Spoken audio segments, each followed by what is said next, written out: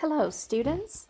I want to begin this chapter 14 video lecture, and I'm going to go ahead and tell you that I'm having difficulty these last few weeks working with uploading to YouTube and then posting the link. It's not a problem for me to post the link into your class, but it's been difficult uploading the lecture videos.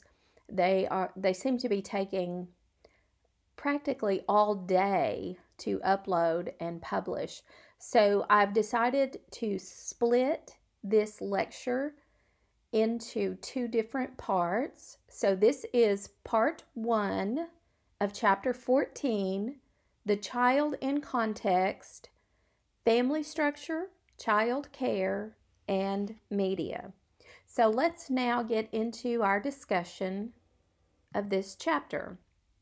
The two preview questions that we're going to take a look at are as follows. I want you to think about this from your childhood experience. What were the most powerful influences on how you developed as a child?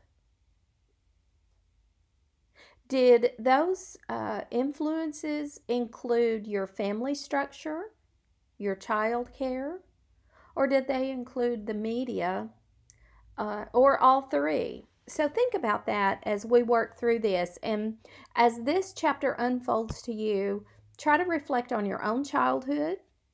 Try to reflect on your own children if you have children. And if not, try to think about some of your relatives who are children and their circumstances, and what do you see as this chapter unfolds.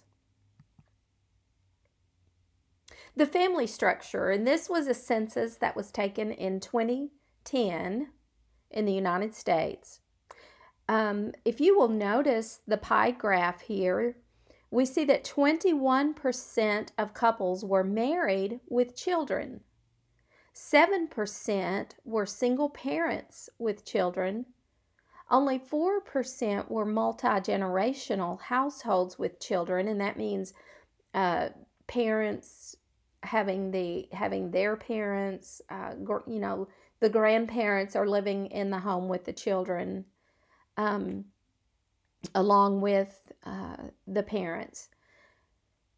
2% were unmarried male or female couples, or male-female couples. They're living together with children unmarried, only 2%. And you'll notice that there is a 0.2% of same-sex couples with children. And then look at the hugest chunk of this pie graph.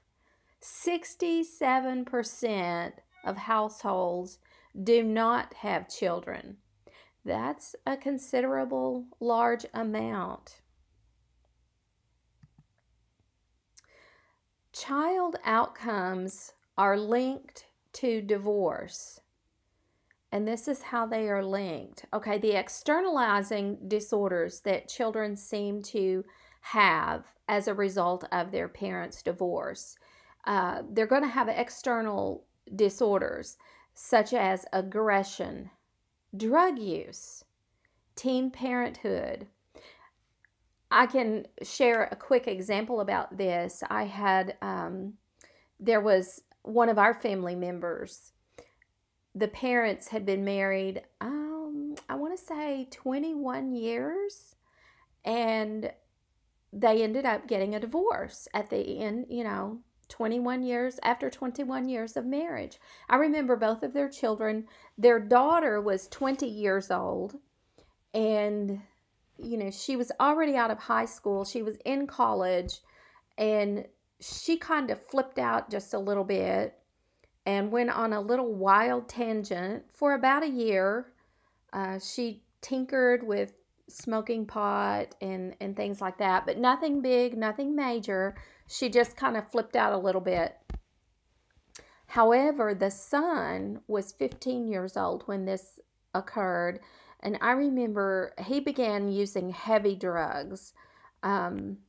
He went over the edge. I remember we took him on a trip with us for a week skiing in Colorado, and he had the greatest time. And this occurred like right after the divorce, and we spent some time with him trying to help him, cope. And we could tell during that week. I mean, he was not at Flip Out City at this point, but he was really struggling. When we got back, over the period of the next several months, he began experimenting with different drugs, and his drug abuse lasted until he was, let me think. I think this child grew up. He was in adulthood. He was probably, I want to say maybe almost 30 years old when he finally was able to get the help to get him off of the heavy drugs that he was on. It was pretty severe, pretty traumatic. So divorce does factor into children and the external behaviors that they display. And yes, teen parenthood. And this young man that I was talking about, that is one of our family members down the line, but this particular young man did have a child out of wedlock, still is not married. Now, at this point in his life, he's in his later 30s. He's married, has a child, he's stable, he's got a good home, good life. But he did end up having a child out of wedlock. And of course, he, did not marry the mother. But divorce does affect the children. So that's something to think about as a classroom teacher. Take a poll of your students and find out how many are living in divorced homes. It also has internalizing disorders, which leads to depression and other emotional disorders that they are struggling with, all kinds of things that they will struggle with internally. Medical problems. It leads to insecure attachment. Yes, it does lead to academic problems, resulting in low achievement. Adult relationship problems. They themselves, if their parents got a divorce, then they have a tendency to follow that same path once they get married. Prediction of these outcomes is consistent, but the effect size is generally small. So this is a prediction. You can look at the children, and you can think, oh my goodness, it's predicted that you're going to have some of these kinds of outcomes. Not every child will have all of these particular outcomes, but it is highly likely that they will. Divorce is not a series of events. It's not even a single event. Or no, let me rephrase that. Divorce is a series of events, not a single event. And that means that, the parents don't just wake up one morning and say, oh, we're going to get a divorce today. The divorce has been building. The reasons for the divorce typically are many, and they have been culminating and coming on for quite a period of time. The characteristics of the series of events influence the children's outcome. Prior to the divorce, while the parents are struggling through this, and it's escalating day by day, children are being influenced. The outcomes of the children are drastically changing and evolving as the divorce point is getting closer. Family structure and poverty. We see here on this chart the rate. It has a lower percentage rate with married couples who have children that are under 18 years old. And then it slightly goes up if it is the single dad with children under the age of 18. And then it's even higher percentage with single moms with children under the age of 18. Now, that is referring to the poverty level.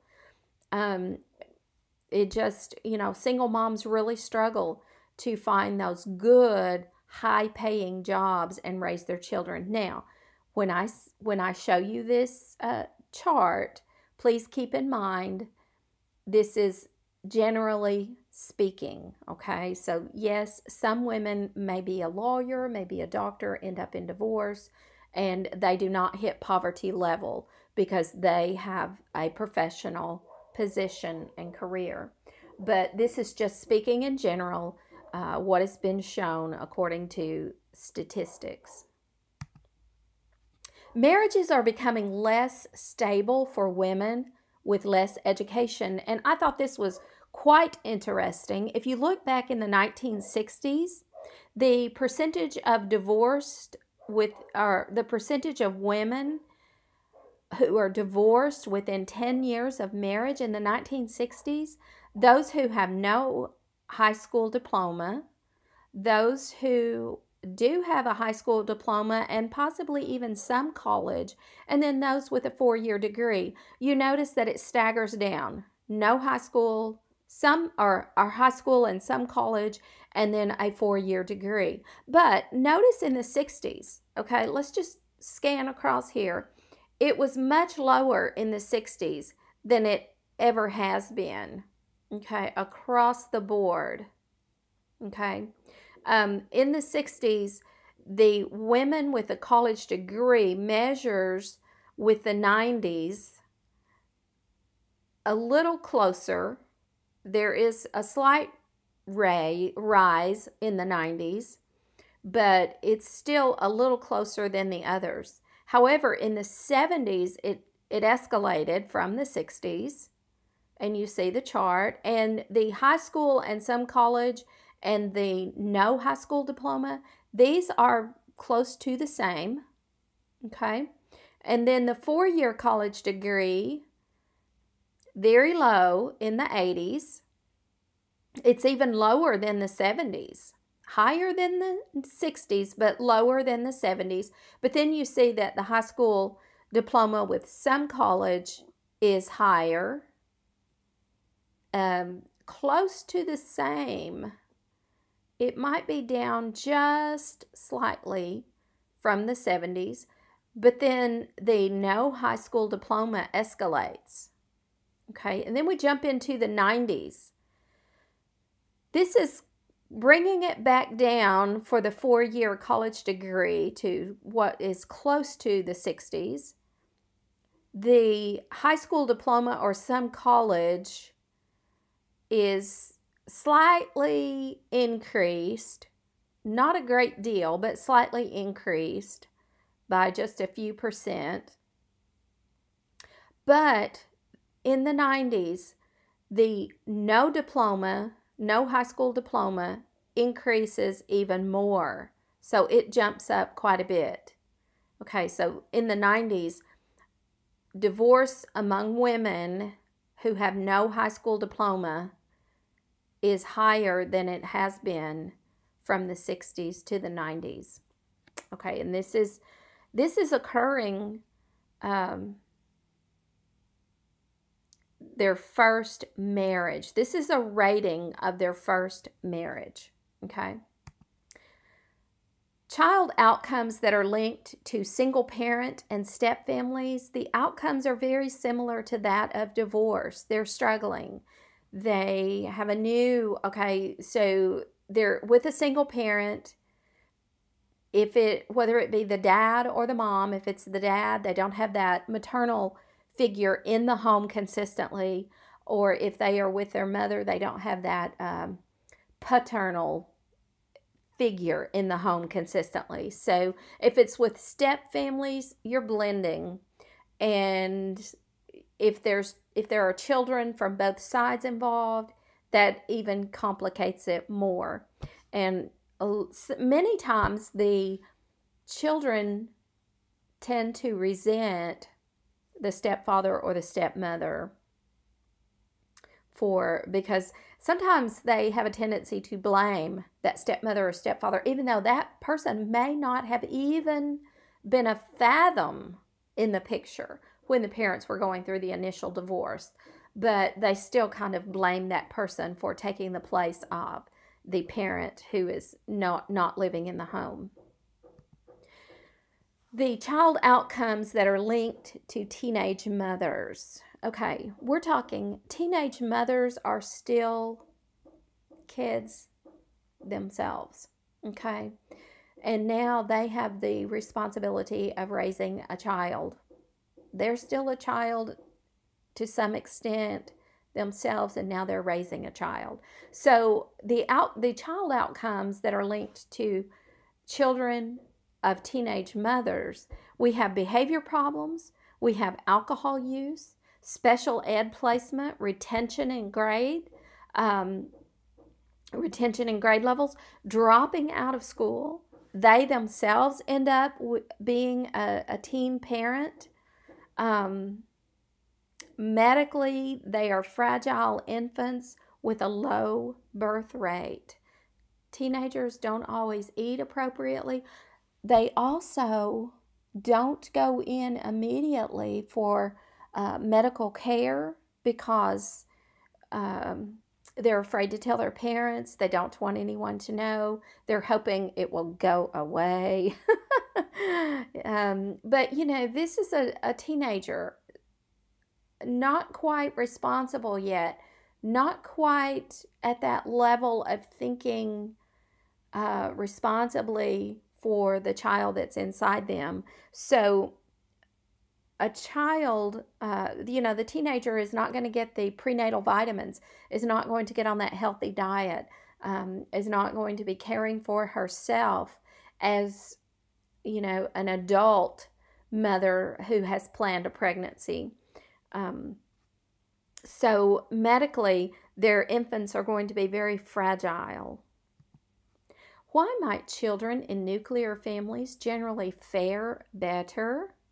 Well, in the nuclear family, typically you're going to have a higher parent education. Both parents, or at least one parent, is going to have the higher education.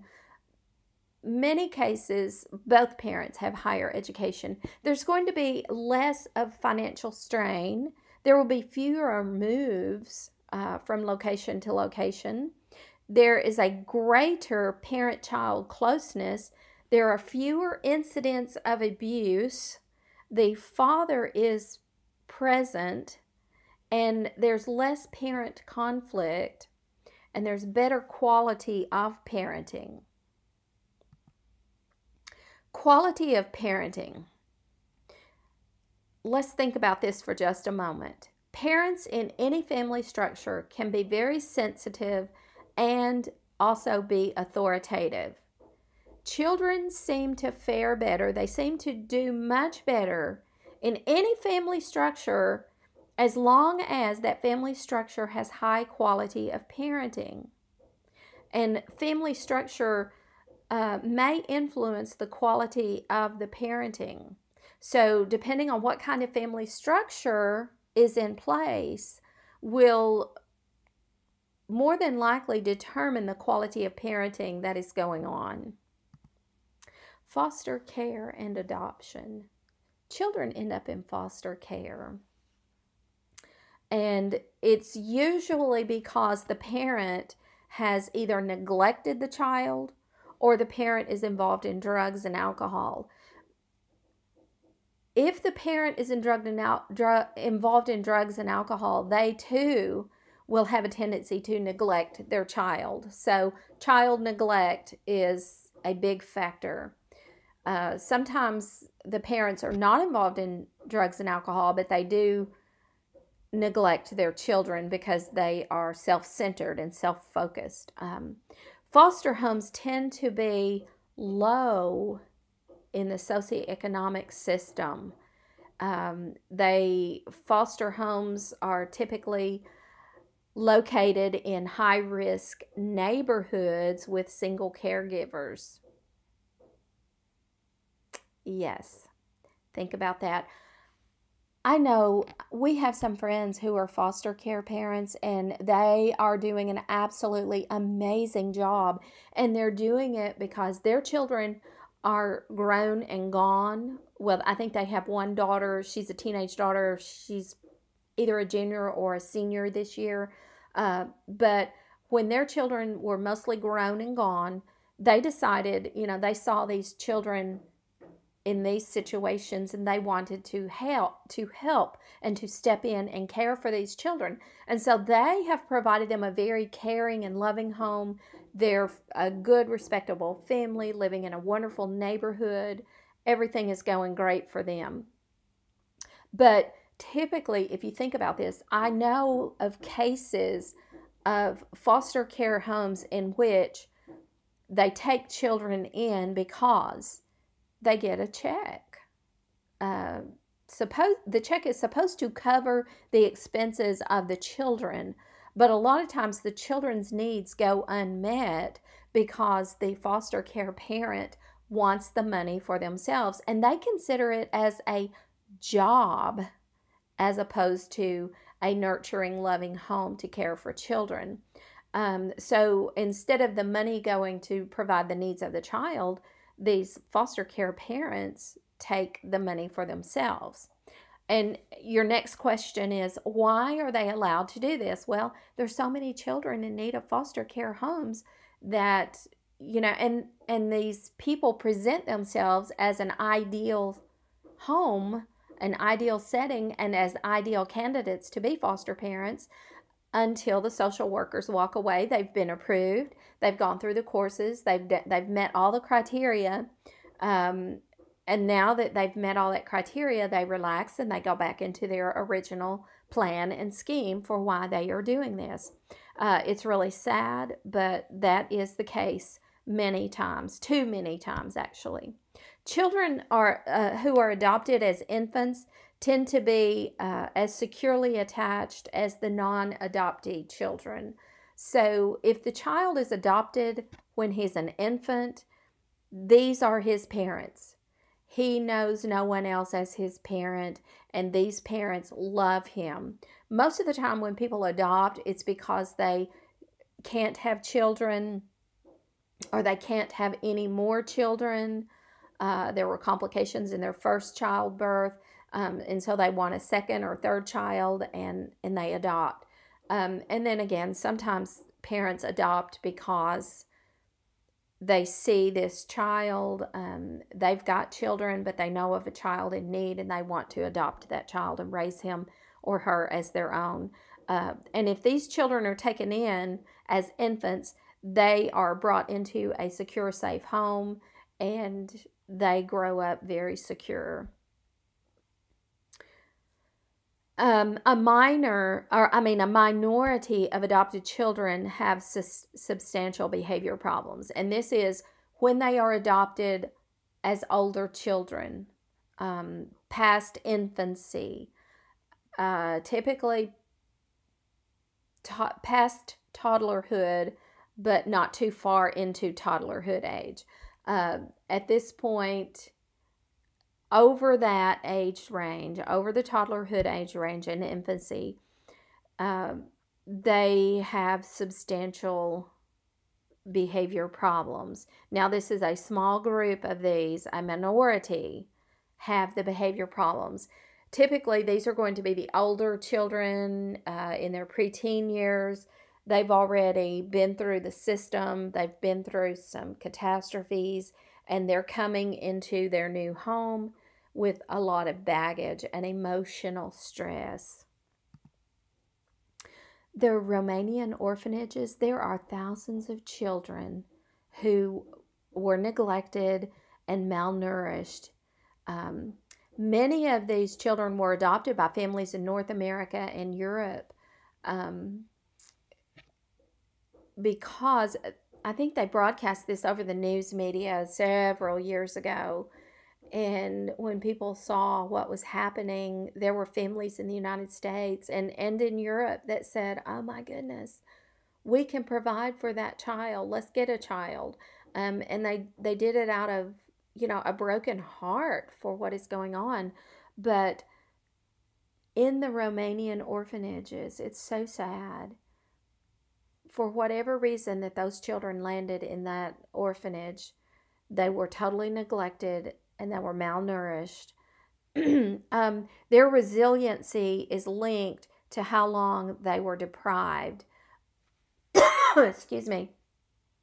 Certainly, if they were adopted very quickly after being placed, their resiliency was up. If they were in there for a very long period of time, they really struggled. Most developed attachment to the adoptive parents because they were placed in an environment of love and care. About a third of them did not. They were, distrustful. They've been through so much already. How can I know that I can really trust you? The average IQ was about 15 points lower than the non-adopted children. But now they were within normal range, but it was about 15 points lower. Classroom implications of family structure. For students who are struggling because of their family instability, we definitely need to foster strong academic skills with those students. As the classroom teacher, just understand there's some instability going on in their home environment, and you need to be the one to focus your attentions on their academic success. They may not be able to get help with their homework at home. So I would suggest that you either don't send or you limit the homework. And you may have to do this across the board, but if the parents are not going to help them at home, then you provide time in the classroom that you spend working with them on that extra work that would typically be the homework. Serve as that child's attachment figure.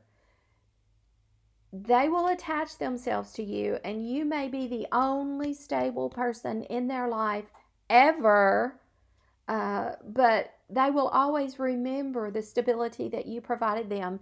And at that moment in time that they are in your classroom, they need you and the stability that you can provide for them. Your classroom becomes their safe environment, their safety zone, and they love to be in that safe zone with you.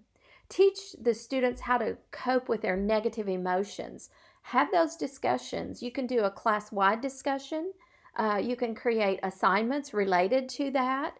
And then you can certainly speak to them one-on-one when they're having some issues. Be authoritative because they need that authority figure in their life, but do not power assertiveness. Don't overpower the child just because you can, but be authoritative. Let them know, I mean business, okay, and this is how it's going to roll. Foster the pro-social behavior for the student in place of aggression.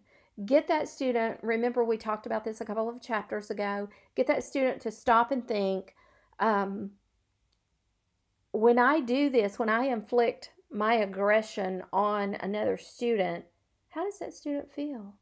How would I feel if it were happening to me? So have those conversations and get that child thinking pro-socially. Advocate for students to continue to attend the same school even after they move. Oftentimes, tumultuous family structures tend to just pick up and move here and move there, and they seem to be flitting all over the place. Do everything you can to encourage that child be able to continue in this school district, especially if the child is taken out of the home and placed with grandparents or whatever. Typically, school buses as long as they're somewhere in close proximity of the particular school district. But buses go all over the place. I know I live in Batesville, and we have buses that come in from Southside, let me think, Cedar Ridge. Um, that may be all the buses that I've seen, but I know that buses go everywhere. And there can be a pickup point where a child can be taken to a close by drop off point. And I would suggest, stay with the child, don't just drop them off and leave, but encourage the parents to find a way to get the child to the same school if at all possible. Parent involvement. Personally invite your parents to be involved. Now, if you've been through my Introduction to Education course, we discussed this a great deal in that course, how to get the parents involved. That's a big deal. Today's parents in nearly every one of our school districts across the board, many parents do not want to be involved. Now, you've got a minute few that they're there for everything you have. And then we've got the majority that just says, that's not my thing. I don't want to be involved. I don't have time. Do that personal invitation to the parents. Call them on the phone and invite them to something. This is some of the things that I suggest in the Introduction to Education course. Create parent involvement opportunities, such as you can invite the parents to have, say, once a quarter, every 9 months, 9 weeks, at the end of the 9-week quarter, which would actually be probably at the beginning of the next quarter, but somewhere within the end of each 9 weeks, have a parent lesson night. And in that, invite the parents to come in and have the children to teach some of the lessons, teach some of the concepts to the parents at the meeting. And you can divide the children into groups and say, this group is going to cover the math session. This one will cover science. If you're elementary, teaching all subjects. If not, then you know what you're teaching and divide it among the students in that way.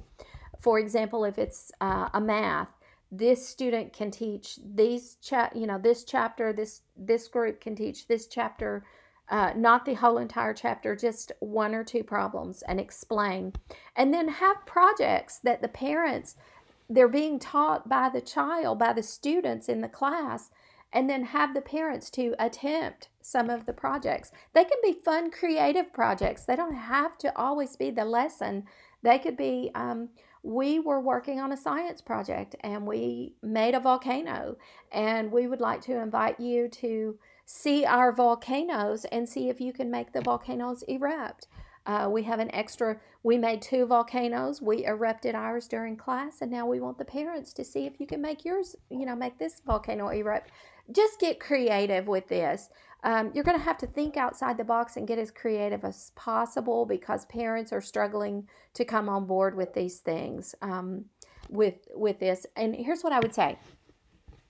You're going to have that one or two children in your class whose parents will not darken the door for any reason whatsoever. And if at all possible, perhaps there's a grandparent figure in the community. Maybe if it's not even that child's grandparent, just a grandparent figure in the community. Invite that grandparent figure to adopt this child for school purposes, and have that grandparent to attend with the child. And that grandparent could go pick the child up and bring him to the event.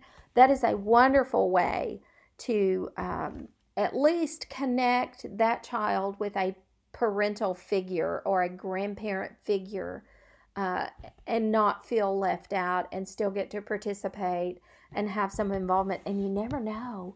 I've done these kinds of projects and invited a community member to step in, and they develop a bond, and that community figure stays in touch with that child and kind of goes through the rest of the school years with that child. I've actually done that and seen that happen.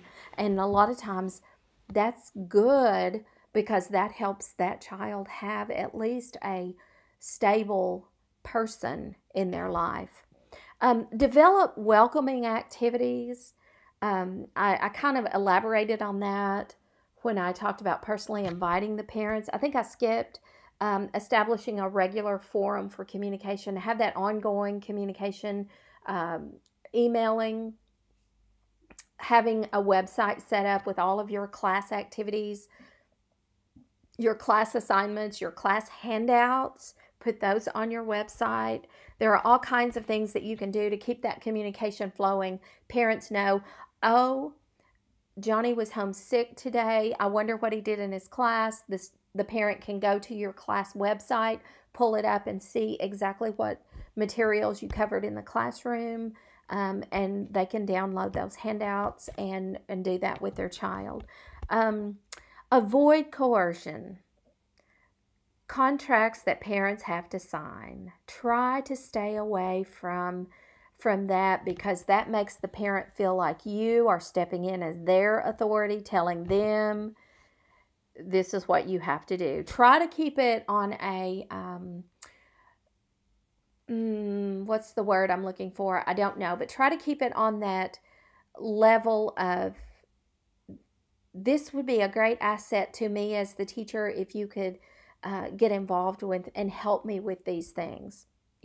Use that approach. Help the parents to remain positive and emphasize the importance of mastering the goals that are set and not just the performance of the goals. And by that, what I mean is, you want the parents to understand that we have these goals in place that these students must master and accomplish by the end of this 9 weeks, and ultimately by the end of the year.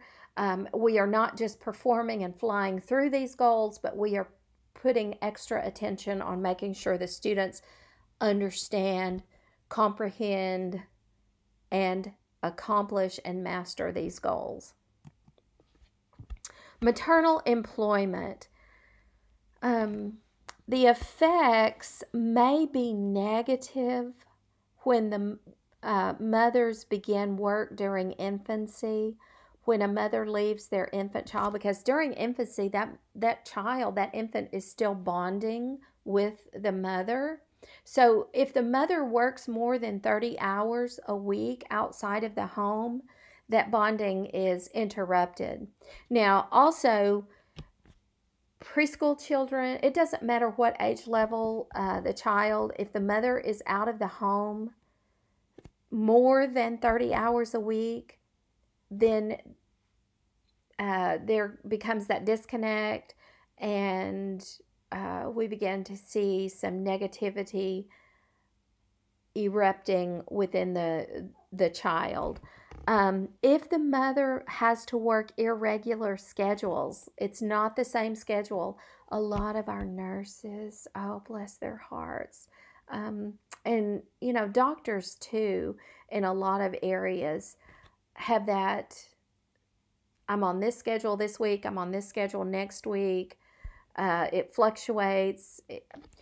If they work in a restaurant, they set the schedule, and managers kind of just divvy out the schedule, and they say, it's going to be this week and this next week. And that's really hard. So if the mother has that kind of job, or any kind of job where the schedule is not regular and it fluctuates from week to week, the child gets all confused, and that's really hard on the child.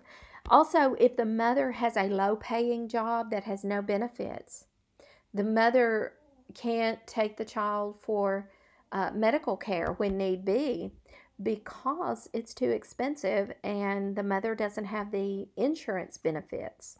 So maternal employment can cause some negative factors with the children.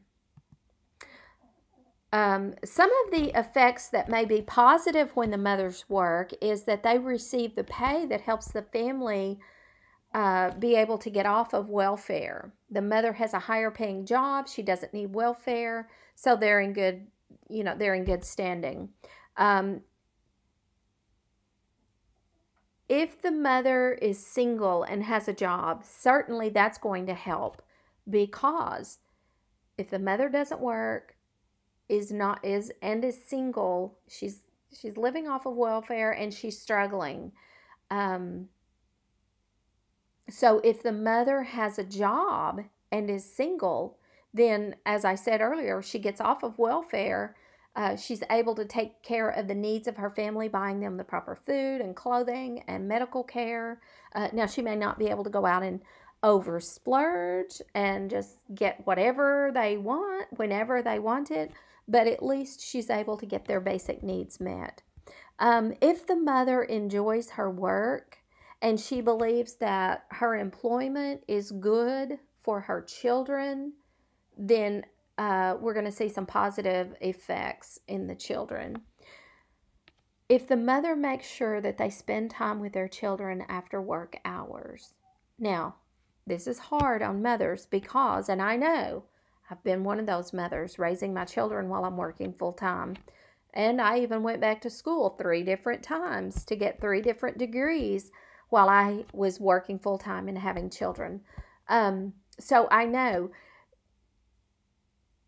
when you get home from work, you're exhausted. As a classroom teacher, when you get home from work, you've got a family, you've got the dinners to prepare, the dishes, the laundry, you got all of those things to do. Plus, as a classroom teacher, many times you've got lesson plans to make, papers to grade, things to figure out for your students in your classroom, but you've also got your own family. Please hear this from me. Please, please, please. As a classroom teacher, make sure that you make time for yourself and for your family, because it is proven that if you spend the proper amount of time with your family after work hours, then your home life is going to be more stable and your children are going to have more positive effects and outcomes. That is a big deal. And I'm saying that from my heart to you who is going into the same profession that I am in and was in. Family comes first. The rest of it will be there when you get to it. If you have younger children and you put them to bed early, which that's what I did. I would make sure, I took care of the kids. We spent some time. Our family, our dinner time was our good quality family time. And then the hour after dinner time. And then it was homework and off to bed you go. Sometimes we did homework as soon as they got home from school, depending on the load of homework. But spending that quality time with your family, your children, and then after they're tucked away in bed, then you can sit down and you can start working on some of the schoolwork that you need to work on. But please, please, please take time for your family and your children. And this concludes part 1 of chapter 14, and we will pick up with the next segment in the second video.